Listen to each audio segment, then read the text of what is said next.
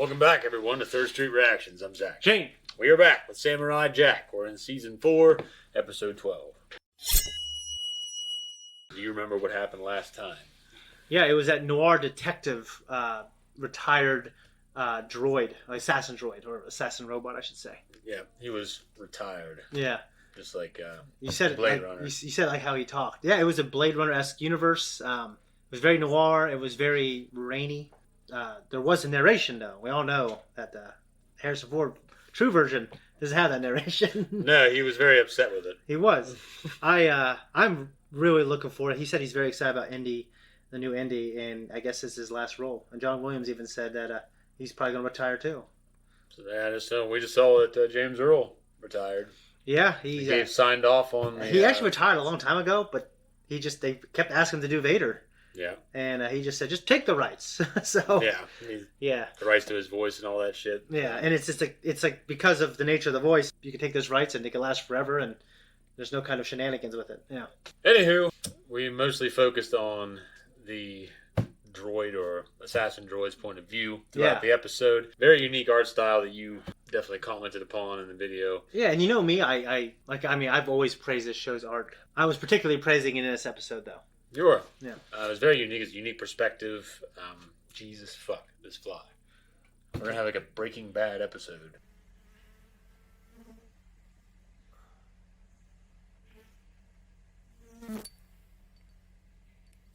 Trying to kill this fly in here. I think I need to get a fly trap down here. Yeah. We need a bug zapper. Like right there where the sign's at. That would be good. I can't help it. Anyway. Yeah. I think that's enough. Yeah. See you guys there. Before we jump in, just to let you guys know, you can support us by going to our full length on our Patreon. You can watch us uncut, and you can also see all of our things uncut. And you can also see the next 2 episodes, which would be the finale, and I believe episode 1 of season 5. As long as we're caught up. Anyways, we appreciate you guys. We're going to jump in now. All right. What's up, full length? And whoever's editing. You say, sup, fools. Sup, fools. All right. We're starting season 4, episode 12 in 3, 2, 1, go. African-themed things are always cool, dude. Yeah. In Donkey Kong Country Returns and the second one, there's Africa-themed levels. And they're amazing. Wait. Dude, I love it. Yeah, I love the color. Black as hell, and he looks great. All right, well, You are truly the Emperor's son. Captain Michael Rogers. A coup has returned. And you, little samurai, have become the world's only hope. Is it? Yeah. Damn. He really transformed into that role.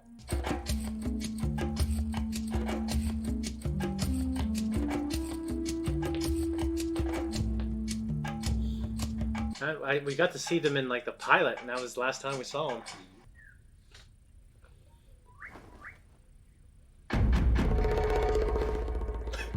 I'll just stare at him. All the great tribes of the world, we devised a plan. A plan that would prepare you for the ultimate battle against the ultimate evil. A coup must be destroyed. And only you. This represents the lion, the mightiest of Earth's creatures. Its courage and strength unmatched. He's alive! Now come. Your new family is anxious to meet you.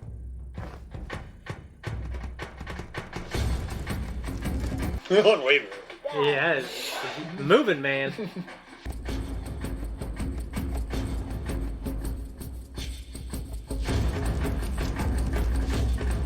That one, Yeah, it's going like there's like a Wobbuffet. it's like going with his hips, man.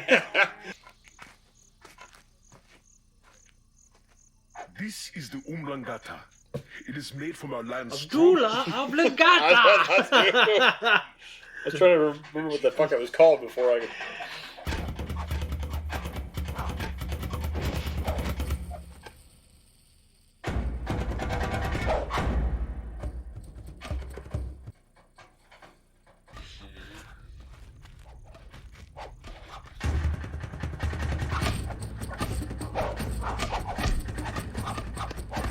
What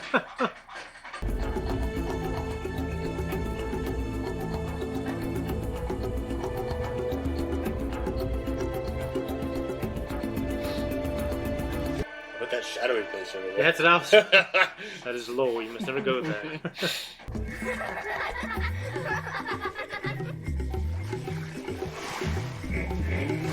What a deadly place, Africa. Yeah, I know. Looks like a thing there would kill you. Hippos kill more people every year than I think anything. Yeah. Cheetah.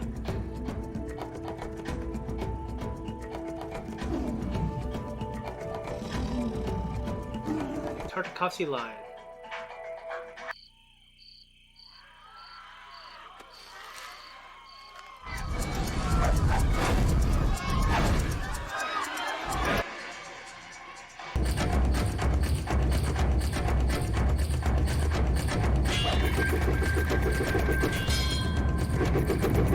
I want to do something from Zelda for some reason.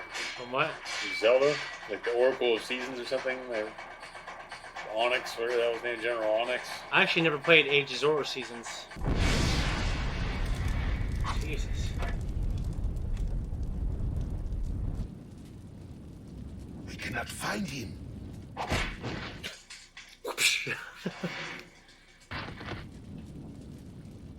Better do solid level shit here. Oh no. Gee. Jesus. I got it. I killed that motherfucker.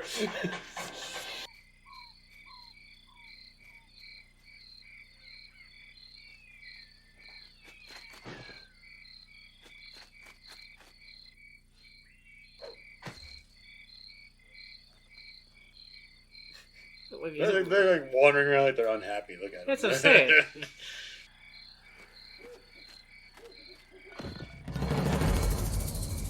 Oh, it's even worse. They're cannibals. That'd be terrible. I see green. It's green and red. The great evil spirit has promised us great treasure if we deliver the...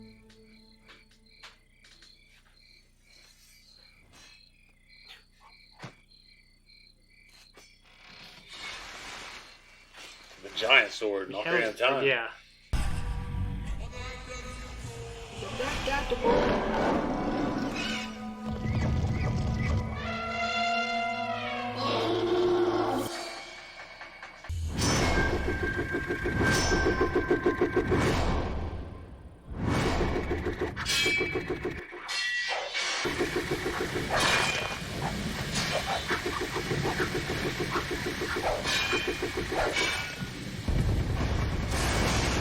So he's discovered a method. Imagine this crazy little asshole just running to the field at you. Yeah, just like, just chopping people down. Like a predator. Yeah.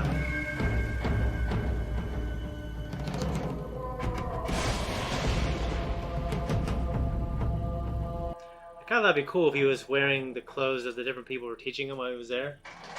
And then I started thinking about Gohan. How much I love the fact that he wears Piccolo's gi. Yeah.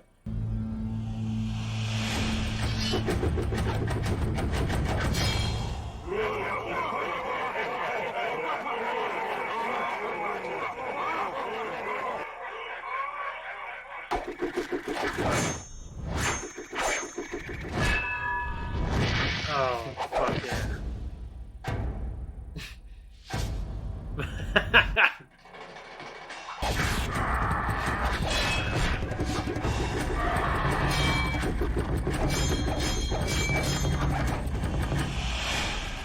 Ah, that's cool.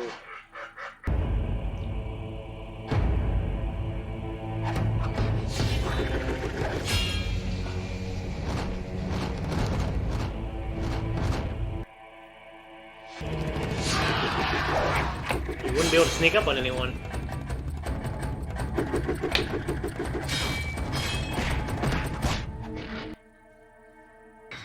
Hit the cage.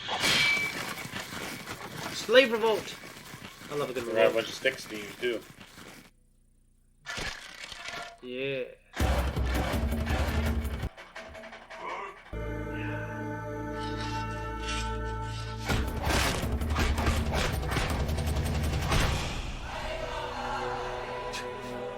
him out like in Super Smash Brothers. And hits him with a bat.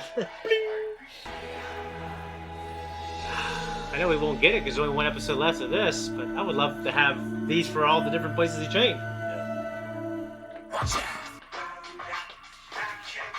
So here we are. There we were. What'd you think? Dude, it was a great flashback episode, and it had style, it had good fighting, and along with the style, its subcategories is just great art, music, colors. The art, the characters, the environment, the culture, all very cool. I really liked the design of the villains, the people that came and raided them. Yeah. Just the design really reminded me of Zelda.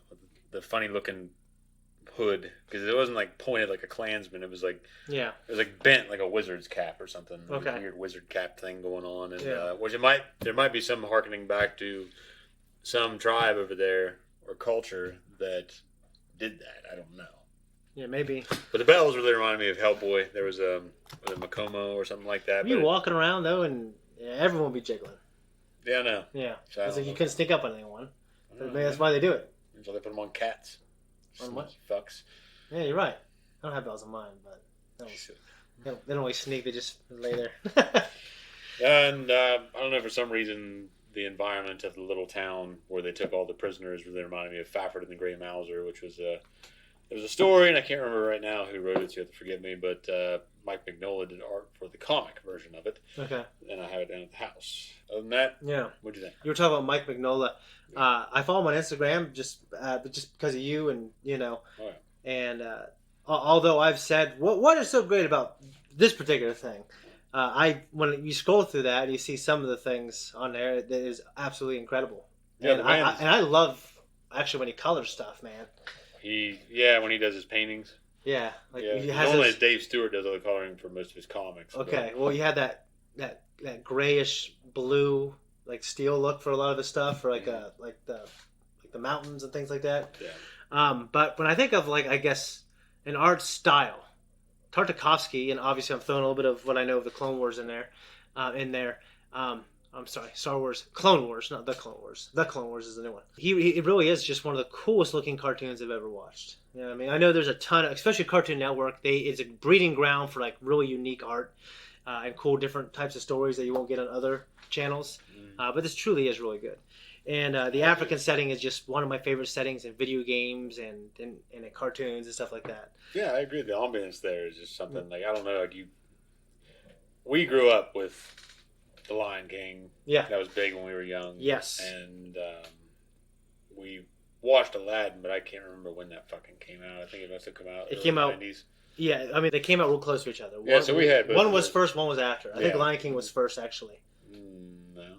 Sounds like 93, 94, or it might have been 94. I thought Lion King was 95, and then Aladdin was before that. I could be wrong. I feel like Lion King came after, though. It might have, but you might be right. Because I know Lion King was a massive undertaking because it took 10 years of planning or something. I remember watching the making of it, and then the animators going to Africa and drawing different things, and it took a long time. I brought it up during the reaction, but the levels for the Donkey Kong Country games, the new ones, are just beautiful, and they're very stylish. You would love them. They're really cool. It's a style, I should say. Oblongata, we both were joking about. Waterboy, Abdullah Oblongata. What's wrong with his medulla oblongata? With Colonel Sanders. Mm-hmm. And my question is, so his father's the emperor. Is he the emperor of... I don't think he's the emperor of the world, but he got all the great tribes of the world. He's the emperor of Japan. Yeah. He made it sound like that emperor got all the great tribes of all over the world, and they all kind of were listening to him. Well, he got them together to form a plan to defeat Aku. Okay, so it's just... He's the only one with the magic sword to do it. Okay. All right. Okay. So only his son can wield the magic sword. Is there a reason for that? Is it just like a? Well, the whole fucking season, everything's been leading up to that. It's told you all throughout the whole thing how he's the one that was. Well, I know it's a legacy, but I wasn't sure if it goes in elaborate detail on why. Is it blood? Is it like Harry Potter, where it's love magic? Can anyone else wield that sword in a way where it's effective? You know what I mean? I don't know. Have you seen anyone else wield it? No, but no one picked it up. If you haven't gotten there with you at this point, Shane, an episode away from the end of this season. Well, he always nothing else. He always just has I can give you. Okay. So And one thing that the show has never really given me too much was how much he misses his parents. And when he was a little kid going on these expeditions, training, he really missed his parents. Yes. And I imagine he misses them now, and he feels a great weight of responsibility to save the world. But I wouldn't mind more of that in there. I know we only have one more episode until they get into like the new stuff. Yes. And I know it takes place later and he's older, but yeah, I'm just wondering. I'm excited to get into that. Now you've spent the whole season half telling me how bad the last episode is, so I don't. It's not. The episode itself is not god awful, but just the fact that this series ended on that, and was on hiatus, limbo for years, a decade. It's because he wanted to make the Clone Wars, and then they said he can come back, and then they basically said he couldn't come back, or they didn't want, or something. Yeah. So he's like, oh, and then he made Transylvania or something. Yeah. And so, which is a commercial success. Yeah. And as far as the last episode goes, I don't feel it deserves any hype. It's probably not as bad as I remember it being, but the reason I remember it being bad is just because I thought to myself, because you were hyped. This is how it ends. This is why you don't get hyped. There we go. This is how this ends. Like, just in the terms of storytelling, like if you're going to end it somewhere, like, well, he never thought it was going to end. He just. I understand that. I understand that. My point though is that to end a season on that, never knowing. It's like a lot of creators now. You create that one work thinking, well, I don't know if I'm going to do another one, so yeah, you cap it off. Leave a question for the audience here. One thing I would like to know, but I'm always eager to find new ones. Your favorite animator in terms of animation, production companies. I know a guy that loves Trigger Studios. Yeah, and their animation style. We've got. Yeah, Trigger. I don't know if it's called Trigger Studios, but Studio Trigger maybe. But they're a Japanese animation. Don't they do My Hero? They might. I think they did Little Witch Academia. I could be wrong, but they also did a few episodes of On and Kare or whatever the twins and the Star Wars Legacies or Visions. Okay, yeah. Episode. You know the one I'm talking about? I know exactly what you're talking about. Yeah. Where they exaggerated lightsaber shit. Yeah. Okay. Yeah, that one was cool. I remember you and I thought it was a little weird in terms of our Star Wars canon, but it was cool. It was cool. It was cool. It was animated well. Let us know who your favorite animation studio is. Yeah, let us know in the comments or just an illustrator, an artist themselves. I'm a huge fan of Mignola, huge fan of Ashley Wood, huge fan of Tartakovsky. So just leave it, whatever. Guys, thank you so much for watching our reaction. If you like us, you want to support us, answer Zakk's question, leave a comment down below. Tell us what your favorite animation studio is, and maybe cite their work. Also, consider visiting our Patreon. We have the next 2 weeks early access and full length on there for everything we do. Thank you. Bye-bye. There you go,